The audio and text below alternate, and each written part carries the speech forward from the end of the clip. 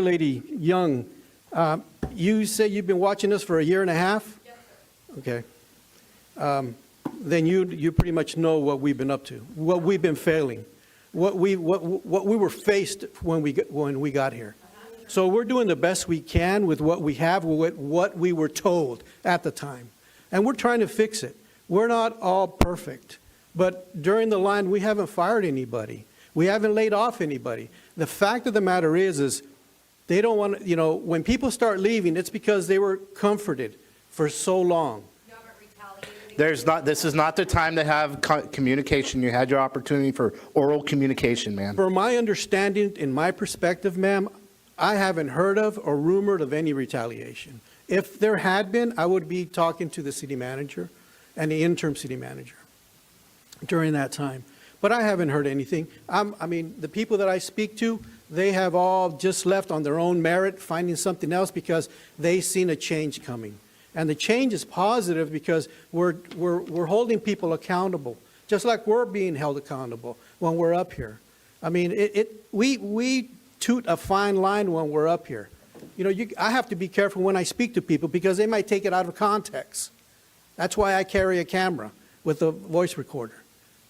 Because I don't want my statements or my engagement with anybody convoluted or placed on what you just said, the Porterville First or the Porterville FYI. I mean, I'm a celebrity now based on those two platforms. Jiminy Crickets. Oh, no, really, I am a celebrity. I try to be under the radar, but you guys put me in the front burner. Accusations after accusations. As a matter of fact, a particular council member tried to get me arrested, tried to use his influence with the DA. So talk about ethics. So with that, I'll leave that with Thank you. Your footsteps, and I'll just leave it at that. Thank you, Councilman Rivas. Vice Mayor McCurvey. I don't want to dignify a lot of the hatred with a response, but I'll say this. Loud, angry voices are not going to control this city. And when you spread lies and half-truths and misinformation, it's not Porterville First. I am not Porterville. I know who Porterville First is. And the guy that you guys are associated with has been in prison for 3 years, and he's a felon, and he's definitely a nuisance for all of us. But you want to hitch your wagon to that, that's fine. And the things that are being said about us are slanderous and defamation. But the loud, angry voices will not control the course of this city, especially when a lot of those loud voices aren't even from the city. And I'll remind you, this was a change election in '24, and 3 of these seats changed. I beat the incumbent. He was selected. And he had at least a dozen half-former mayors and other officials around this city and senators in the Democrat Party behind him. And he lost 73 to 27. Overwhelmingly, I was put in this seat by the people to bring the change that you are seeing. With my colleagues here, we are making great progress towards getting our city back on track. It's been off track for a long time. So you can come in here and wail and scream and cry and whine and all that stuff, but it's not going to change the resolve of this man. And you have made me famous, and I call you guys my secret admirers because you keep on writing about me, but go ahead. I'm not afraid.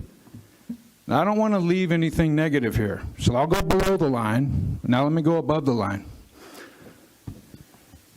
Accountability, responsibility, freedom. The young men and women that came in here tonight reporting from the Porterville Rescue Mission are doing God's work. They're saving people. They're saving souls. They're taking care of the people that are on the street, and they're working with our community, pulling together to lift up those that have been affected by hard times.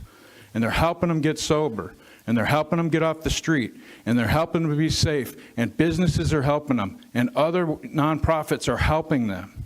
Nonprofits I'm associated with are helping them. And you know what? It doesn't matter if you want to try to pin things on certain people for political points, because these people are doing the work. These people are showing the work.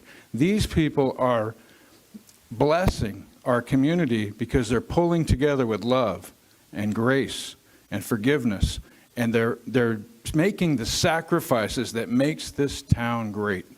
And I just want to applaud Bobby for coming in here tonight. Bobby, I haven't come out to see you in a while. I need to come out and see you. And it was great to see Catalina here, and Chris was here. It's just a powerful message for you to come in here tonight and talk about the great progress that the mission is doing for our community and how you guys are working together with everybody, pulling together, because we have to crowdsource this issue. This isn't a city-owned issue. Every city has this challenge, but the city can't solve this problem. It takes the community. And I'm just so uplifted by the love and the grace from the Porterville Rescue Mission and all the hard work that they do. And I just want to say thanks to you guys for coming out tonight and giving us an update. Keep up the good work. I'm going to come out and see you soon.